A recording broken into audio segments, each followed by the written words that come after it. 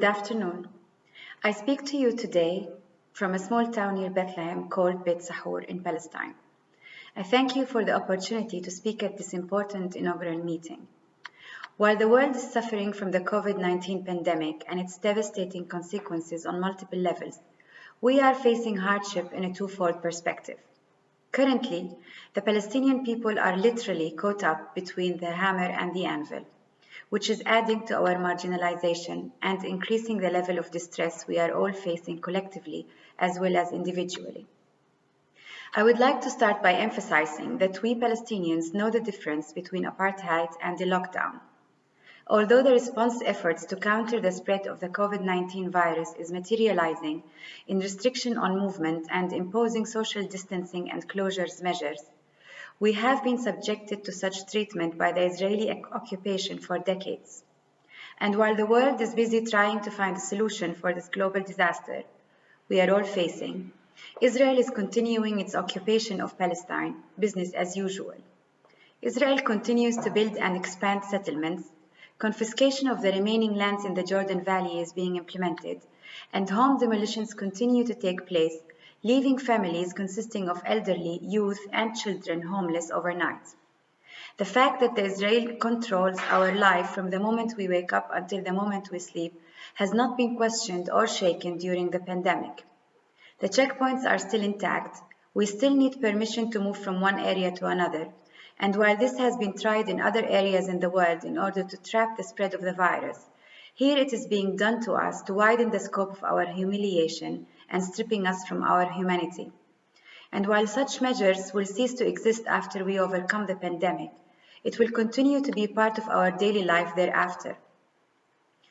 The over a decade-long blockade on Gaza is meant to destroy that part of Palestine together with its people.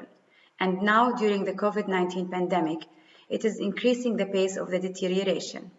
Medical supplies are scarce, and the transfer of urgent medical cases to Palestinian hospitals in the West Bank is delayed. Yesterday's alert from Gaza indicates that the COVID-19 testing labs and facilities were stopped due to the lack of testing equipment and kits, another result of the blockade. All the while, the Israeli army continues to conduct raids on Palestinian areas, and just 3 days ago, the Israeli army shot dead Ali Aliyah, a 13-year-old boy from a town nearby Ramallah. On the other hand, the COVID-19 pandemic has hit the Palestinians on an economic level. The lockdown and closures are affecting the day-to-day operations of the people, and many were forced to close shop. People working in the unsecured private entities have lost their jobs, and those working in the Palestinian Authority-related bodies are not receiving their full salaries. Palestine is aid-dependent, and its economy is very shaky. Big enterprises control much of the market, and they embody the capitalist approach in their decisions and day-to-day practices. This is why many people working in the tourism sector, for example, especially in the Bethlehem and its surroundings, were laid off with the pretext that the sector is currently impoverished and therefore it cannot sustain its employees.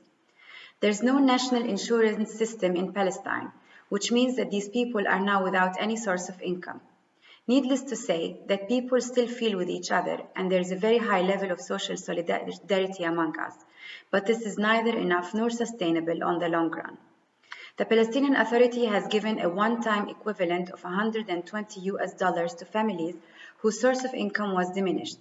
This is not even enough to buy bread for the whole period these families have lost their income. If we take my hometown as an example, the majority of its income comes from tourism-related work, either hotels or hostels that receive visitors, religious and historic sites which welcome a total of 1 million pilgrims annually, or souvenir shops which market Palestinian handmade art crafts to the visiting tourists. All of them were forced to close since March 2020 without any compensation. Adding insult to injury, what used to be a thriving olive wood producing sector, which constitutes 45% of the workers of my hometown, who produce for the souvenir shops as well as for export, is completely paralyzed. The workshops are unable to market their produced products, and their raw material of olive wood is being damaged due to the non-treatment. The workers in this sector are out of work, out of money, and lacking hope for a change.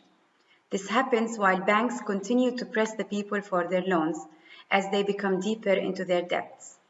The people are in distress. They do not trust the Palestinian Authority's decisions and measures taken to combat the virus. True that we are all in despair at the moment, but we know that the global joint efforts will help us all overcome the pandemic. Sadly, the Israeli occupation of our land will survive the pandemic too.